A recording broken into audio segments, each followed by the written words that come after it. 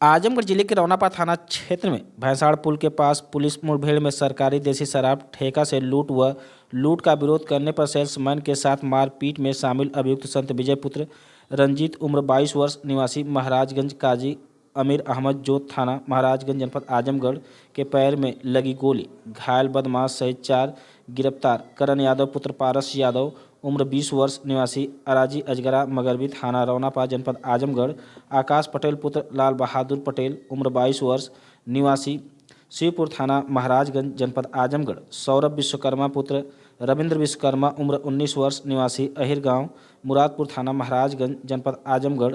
अपराधियों को गिरफ्तार कर 72 घंटे के अंदर घटना में प्रयुक्त 4 पहिया वाहन होंडा एमेज, लूट की शराब व पैसे तथा 2 देसी तमंचा, 315 बोर, 2 खोखा कारतूस, 315 बोर व 1 जिंदा कारतूस, 315 बोर व 2 मोबाइल फ़ोन बरामद किए गए। इस संबंध में पुलिस अधीक्षक हेमराज मीना ने क्या कुछ कहा, आप भी सुनिए। देखिए, दिनांक 7/1/2025 को थाना रोनापार में और बिलरियागंज में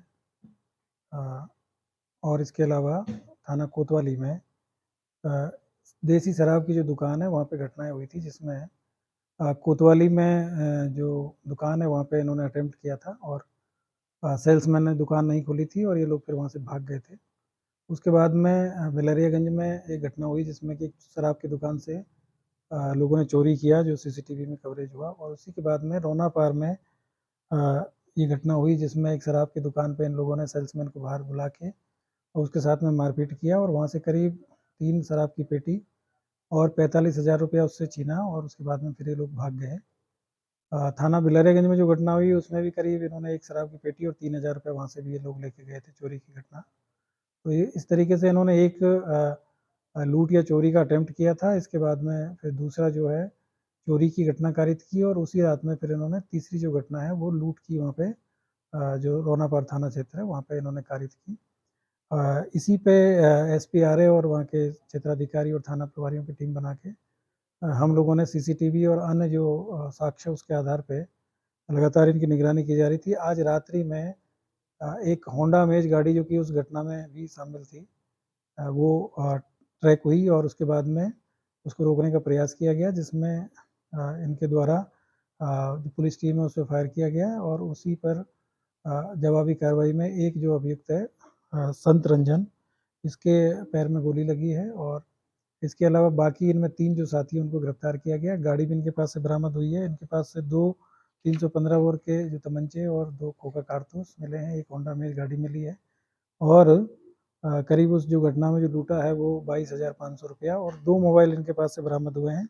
जो पहले जो अभियुक्त है संत रंजन, ये थाना महाराजगंज के रहने वाले हैं, आजमगढ़ के ही। दूसरे हैं करण यादव, ये भी थाना रोनापार के रहने वाले हैं और सौरभ विश्वकर्मा है, ये भी महाराजगंज के रहने वाले हैं और आकाश पटेल हैं, ये भी थाना महाराजगंज के ही रहने वाले हैं। और ये जानकारी मिल रही है कि इनके साथ में उस दौरान जो पूरे दिन में जो घटना की तो 2 इनके साथी और थे, जो कि कल रात्रि में मतलब रात्रि में जो घटना हुई है उस समय इनके साथ में थे, जो मौके से भागने में सफल हो गए। तो उनकी हम जाँच पड़ताल कर रहे हैं कि वो लोग कौन थे। तो इस तरीके से ये एक शातिर गैंग था। एक ही जब पूछताछ इनसे जब की गई है तो ये जानकारी मिली है कि इन्होंने देव गाँव में भी एक घटना कारित करने का वहाँ पे काम किया था। तो इस तरीके से 4 घटनाओं का खुलासा किया गया है इसमें और ये लोग रात्रि में करीब 12 से 2 के बीच में निकलते थे और उसके बाद में जो ऐसी चूँकि ज़्यादातर जो शराब की जो दुकानें हैं वो सुनसान इलाके में और वहाँ पे सेल्समैन ही रहते हैं।